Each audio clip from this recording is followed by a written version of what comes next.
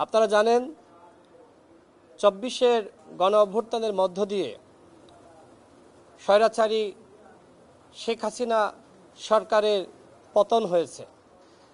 এরপরে দল হিসেবে আওয়ামী লীগের সাংগঠনিক কার্যক্রম নিষিদ্ধ হয়েছে। আন্তর্জাতিক অপরাধ ট্রাইব্যুনালে দল হিসেবে আওয়ামী লীগের বিচার প্রক্রিয়াধীন। তবে আমরা লক্ষ্য করছি আসন্ন জাতীয় নির্বাচনকে কেন্দ্র করে আওয়ামী লীগের যারা পদে ছিল, যারা ২৪ সালে ডামি নির্বাচনে অংশ নিয়েছে, যারা স্বতন্ত্রভাবে এমপি হয়েছে, তাদের অনেকে বিভিন্ন জায়গায় নির্বাচনে অংশগ্রহণ করার প্রস্তুতি নিচ্ছে স্বতন্ত্রভাবে। আমি মাননীয় প্রধান নির্বাচন কমিশনারকে অবহিত করেছি, আওয়ামী লীগের যে লুটপাটের টাকা রয়েছে, আওয়ামী লীগ যেভাবে ব্যাংক ডাকাতি করেছে, জনগণের কাছ থেকে লুটপাট করেছে, অবৈধভাবে সম্পদ অর্জন করেছে, আওয়ামী লীগের যারা পদে ছিল, সাংগঠনিক কার্যক্রম নিষিদ্ধ হওয়ার পরেও যদি আওয়ামী লীগের এই সকল ব্যক্তিরা স্বতন্ত্রভাবে ডামি মামি বা অন্য কোনো দলের নমিনেশন নিয়ে নির্বাচনে অংশগ্রহণ করার সুযোগ পায়, সেক্ষেত্রে আগামী নির্বাচন কোনোভাবেই অবাধ, সুষ্ঠু এবং নিরপেক্ষ হবে না।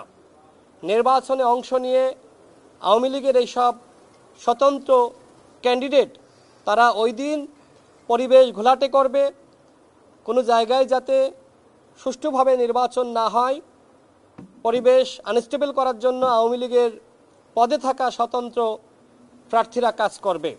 আমি সেই বিষয়টি জানিয়েছি যে আপনারা বিষয়টি স্পষ্ট করুন, যারা ২৪-এর নির্বাচনে অংশ নিয়েছিল, যারা শেখ হাসিনার নির্দেশনায় স্বতন্ত্রভাবে এমপি নির্বাচিত হয়েছিল, যারা আওয়ামী লীগের পদ পদবিতে আছে, তারা স্বতন্ত্রভাবে নির্বাচনে অংশ নিতে পারবে না। সেই বিষয়টি আপনারা স্পষ্ট করুন। আমি প্রধান নির্বাচন কমিশনারকে এই বিষয়টি জানিয়েছি। এছাড়া আমি আরও জানিয়েছি, যেহেতু আওয়ামী লীগের দোসর হিসেবে ১৬ বছরের নির্যাতন, নিপীড়ন, গুম, খুন, গণতন্ত্রকে হত্যা করা সবথেকে বড় ভূমিকা রেখেছে জাতীয় পার্টি এবং ১৪ দল। যদি আগামীতে জাতীয় পার্টি নির্বাচনে অংশ নেওয়ার সুযোগ পায়, সেক্ষেত্রে জাতীয় পার্টির ঘাড়ে ভর করে আওয়ামী লীগ ফিরে আসার সুযোগ আছে। সে বিষয়ে আপনারা কি ভাবছেন? আমি প্রধান নির্বাচন কমিশনারকে অনুরোধ জানিয়েছি জাতীয় পার্টি এবং ১৪ দলের নিবন্ধন যাতে স্থগিত করা হয়, তারা যাতে কোনোভাবেই নির্বাচনে অংশগ্রহণ না করতে পারে, সে বিষয়ে পদক্ষেপ নেওয়ার জন্য অনুরোধ জানিয়েছি। যদিও প্রধান নির্বাচন কমিশনার বরাবরের মতন জানিয়েছে যে আমরা যাদের সাংগঠনিক কার্যক্রম নিষিদ্ধ হয়েছে, আমরা তাদের নিবন্ধন কার্যক্রম নিষিদ্ধ করেছি। সরকার যদি আরও কোনো দলের বিষয়ে পদক্ষেপ গ্রহণ করে, আমরা অবশ্যই সেই মোতাবেক কাজ করব।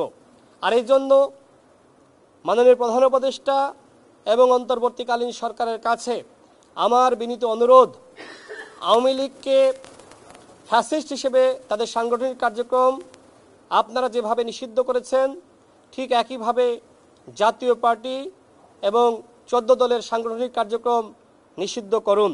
অন্যথায় এই দোসররা যদি আগামী নির্বাচনে অংশগ্রহণ করার সুযোগ পায়, সেক্ষেত্রে কিন্তু আওয়ামী লীগ এই জাতীয় পার্টির অধীনে কাজ করবে এবং বাংলাদেশে কোনো সুষ্ঠু নির্বাচন হতে দিবে না। অর্থাৎ আওয়ামী লীগ, জাতীয় পার্টি এবং ১৪ দল আগামীর সুষ্ঠু নির্বাচনের পথে অন্তরায়।